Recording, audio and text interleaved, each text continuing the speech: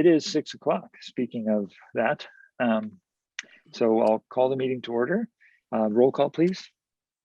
Director Daniels. I'm here. Vice President Christensen. Here. Director Jaffe. Here. Director Lather is absent. President LaHue. I am here. Thank you. All right, thank you. And so we will first be going to closed session, and then we will return to open session at 6:20 in 20 minutes. Yes. Is there anybody? Pardon? There are no public members on the line right now. Okay. Yeah. And I'm going to ask staff. I checked the list, and the only attendee was Leslie. So that's why I was going by. So I probably should ask though, just to make sure. And I'm going to ask staff, other staff, not to attend closed session. I'll provide the update, and of course, Josh will be there too. Okay, great. Be there. All right. So we stop this.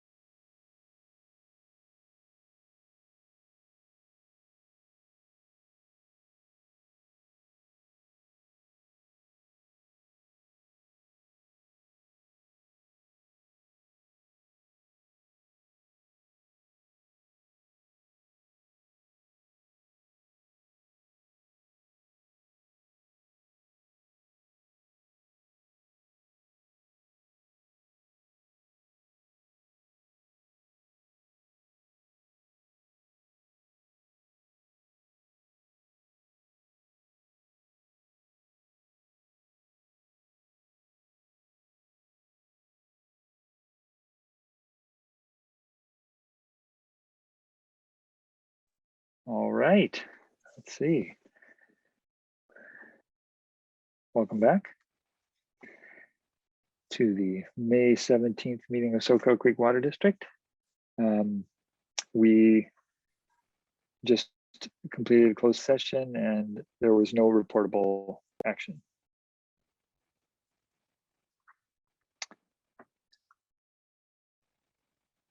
And it looks like, do I see Carla? Yeah, she's there, looks like. Oh yeah, I'm here. Okay, good deal. All right. Great. Well, welcome back, everybody. There's no public hearing tonight. Is there anyone of the board members who wishes to remove an item from the consent agenda? I don't want to remove anything to vote on it, but I just thought there were a couple of things that were reported that may be worth mentioning and highlighting. So I don't know. It's just one of those is the special board assignment status report, the finance page, and then also I wanted to just highlight the survey of the City of Santa Cruz Water, the Water Commission. Okay. They did Yes, I saw that. Yeah, so I just thought it would be worth highlighting some of the results of that. Okay. So I'm we not want to sure. pull it. I don't need to vote on it, but I just like to. Okay. I mean, they don't need to be pulled. How about Bruce Jaffe? Do you need anything pulled? No? No, I don't. And Bruce Daniels, you have your hand up. Yes, I was not here in April, so I cannot vote on the 2 minutes from April. I think you can vote and just abstain from those. Like you can vote to. I've done that before. Yeah, that's correct, Director Daniels. Just recommend that you just abstain from those 2 items and vote on the balance of the consent calendar. Right. Thank you. Okay, is there any public comment on the consent agenda?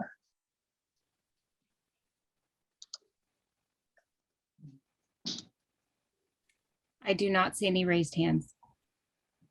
Okay, great, thanks for checking. And so I don't know whether it's appropriate. Why don't we get a comment from you, Carla, before we vote? Just, Okay. might as well. Yeah, it's fine. I just wanted to do a shout out to Leslie Strom, the finance manager, about the $100,000 support for water payments, assistance, for people who've been unable to pay their water bills due to the Right. pandemic, and also we've applied for. I haven't applied. Leslie Strom has applied, and her staff, for the water assistance program starting in June 20. This coming June. So finally, some action on this, and thanks for the due diligence on that. And then the other item was item 4.5.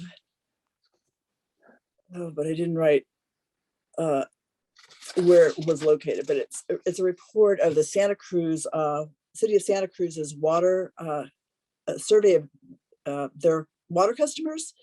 And it was Okay, yeah. notable that 84%, we can find that. Yeah, I think there Yeah. it is. It was pretty dramatic results, I think, for a certain approach to water conservation and addressing water shortages. And yeah, 84% supporting Pure Water Soquel. I mean, not Pure Water Soquel, a Pure Water Recycled Water Project for potable and non-potable resources. That was the same par with one of their other questions, which was the storing excess water when available and pumping it into underground water aquifers, the ASR project. So pretty significant how far this project has risen to the consciousness of all of the customers in the mid-county. So it's I thought it was really important.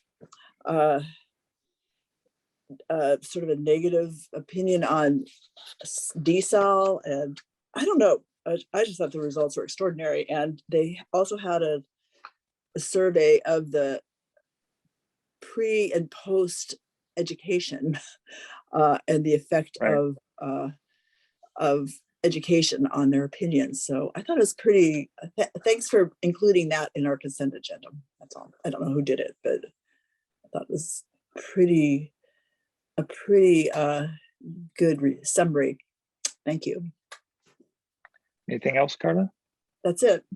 Okay. Did anyone else have comments on the consent agenda or before we vote? All right. And yeah, I was going to point out those graphs too, because it's pretty, and it follows along with our previous Yes. survey as well. Really very close, even a little higher Yeah. acceptance for purified water. All right. So I move approval. all right. I'll second. Been moved and seconded, and roll call, please. Director Daniels, I have to abstain from 411 and 412, otherwise I approve. thank you. Vice President Christensen, Yes. Director Jaffe, Yes. Director Lather is absent. President LaHue, Yes.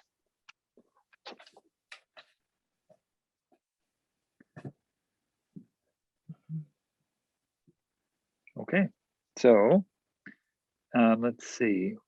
Now it's just time for oral and written communications. So this is time for anyone to speak on items not on tonight's agenda. Is there anyone with a raised hand in the public?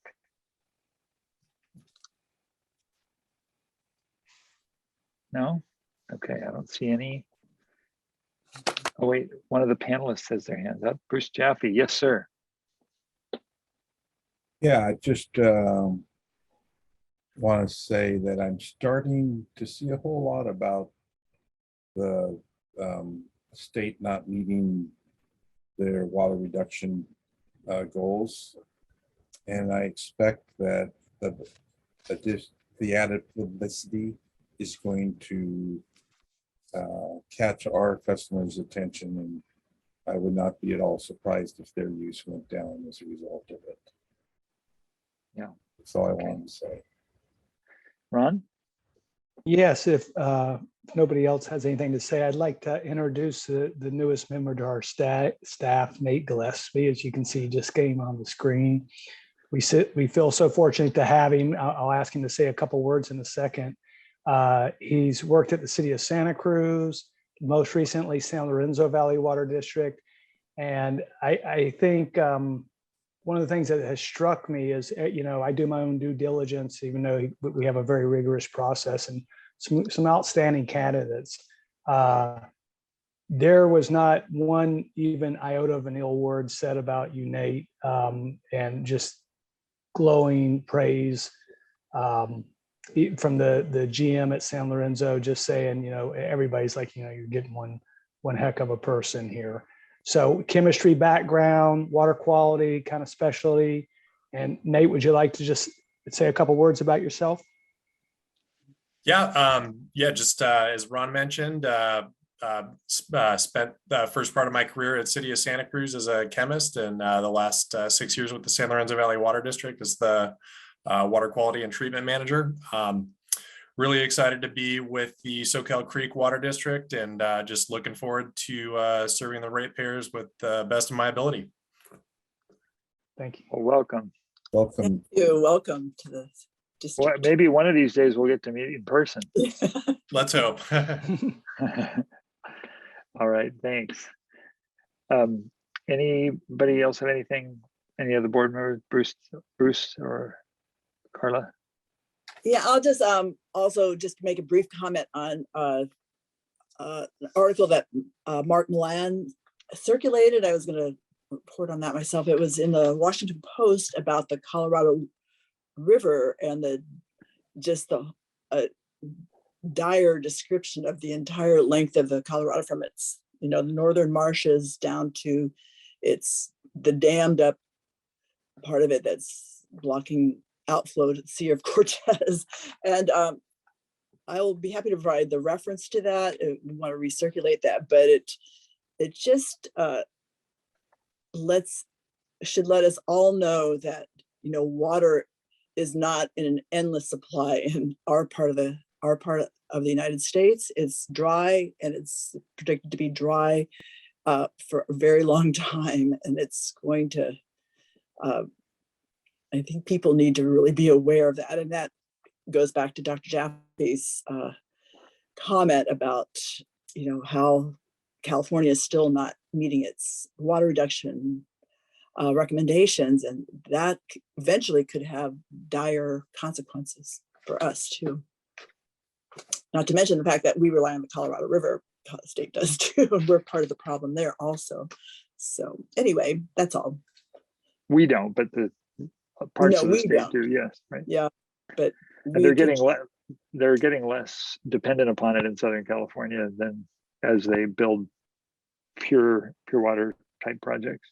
Yeah, they know more than some of the other people that take water out of that. Yes. Nevada, Arizona. Yeah. All right. Well, then we shall move on. We have a district council oral report.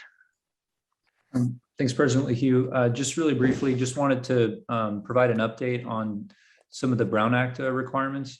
So as a reminder, we can still meet remotely under AB 361, either completely remotely or in a hybrid format, as long as the statewide declaration of emergency is in effect or social distancing is recommended by health officials. I think, unfortunately, given the the uptick in cases we're seeing, it's unlikely either of those will happen anytime soon, and we'll still have the ability to meet under AB 361. But the good news, I think, is the state legislature is seeing the value in having a little bit more flexibility in these teleconference meetings. So there are two bills that are making their way through the legislature that would provide more permanent flexibility. The first is AB 1944, which would allow any member of the board who is calling in from a quote unquote private location to do so without making that private location open to the public. So, if you were calling in from your house, as an example, you wouldn't have to open that up to the public like you do under the current rules. The other one is AB 2449. This one is a little bit stricter and importantly would require that for all meetings, a quorum of the board be physically present. at a single location, which would actually be stricter in that context than the current rules, but would allow the other two directors to call in remotely.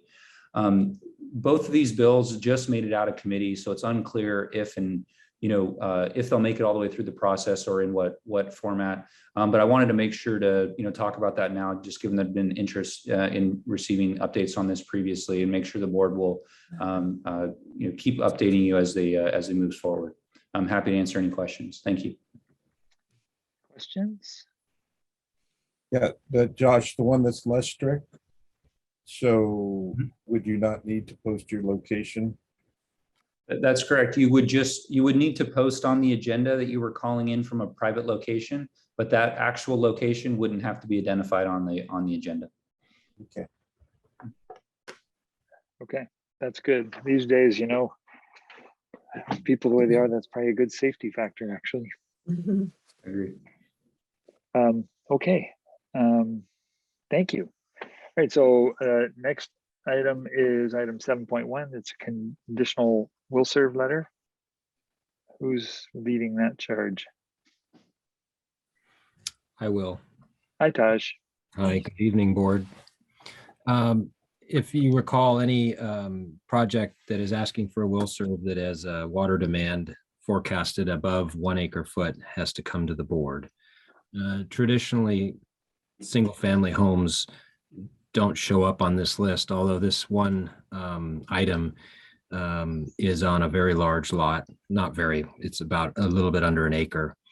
And so it pushes the water demand offset above 1 acre-foot when you add the 1.2 factor. So it's just a traditional single family home on a large lot, and its offset is 1.42 acre-feet per year, and they have paid a 10% WDO offset as well as the will serve application fee.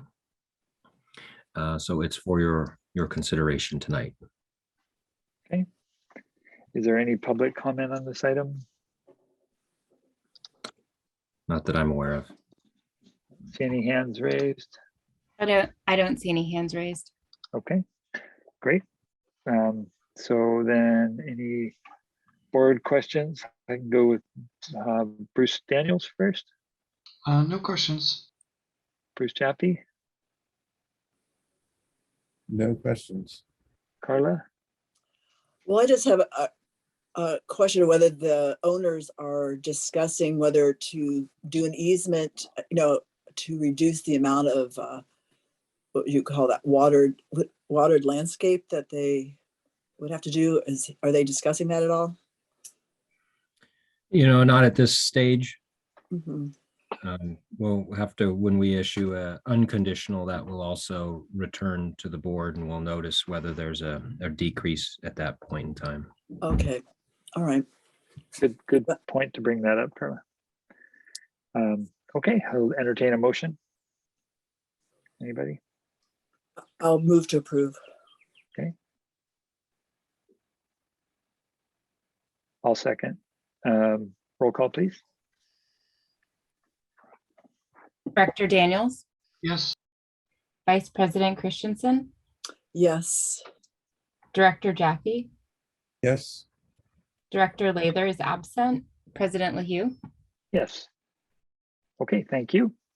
That passes unanimously. So then item 7.2 is an item that we've seen before, and we are seeing it.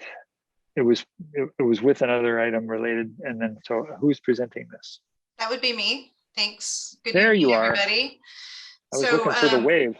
Yeah, we've been embarking on a review of our ordinances, most of them conservation related, looking for ways to strengthen them, better communicate requirements to customers, and just overall improve our ordinances. And this is one that we don't see too many changes that are needed to it, but we did find one area where we think an amendment might be warranted, and we wanted to bring that to your attention tonight. This is Ordinance 1603. It's establishing water conservation and landscaping regulations, and it requires water efficient design and practices in all new development projects.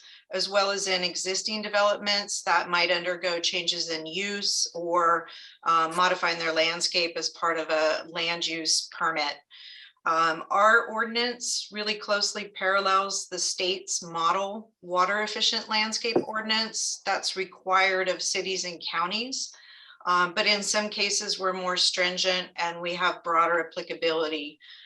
For example, we require all development projects to meet minimum landscape efficiency standards, which we consider our tier 1 requirements. Whereas the state's MWELO exempts projects entirely if their landscapes are under 500 square feet. Some key rules in our ordinance include limits on turf and high water use plants, irrigation system design, equipment and scheduling, and dedicated landscape metering. And tonight's proposed amendment is limited to the dedicated landscape metering requirement, which for commercial, institutional, and multifamily residential projects, we require a dedicated landscape meter regardless of the landscape size. We're proposing to only require those dedicated meters for those sorts of projects if their total landscape is 500 square feet or greater.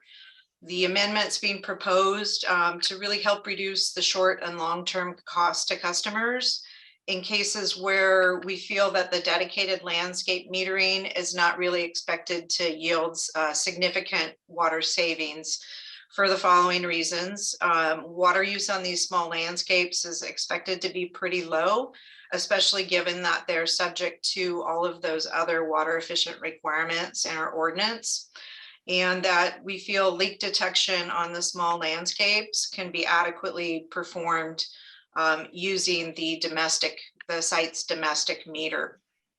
So the proposed change there is highlighted in the memo, and it's just really exempting those landscapes of 500 square feet or less from having to put in a dedicated meter.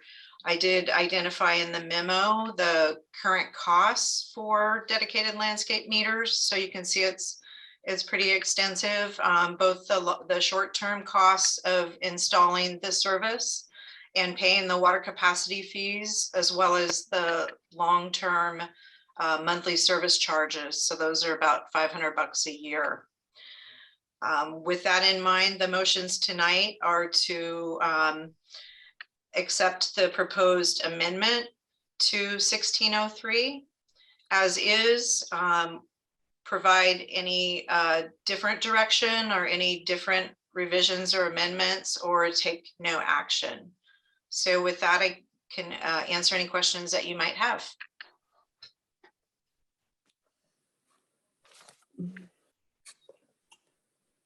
Is there any public comment or questions on this? I'm looking for hands. I do not see any.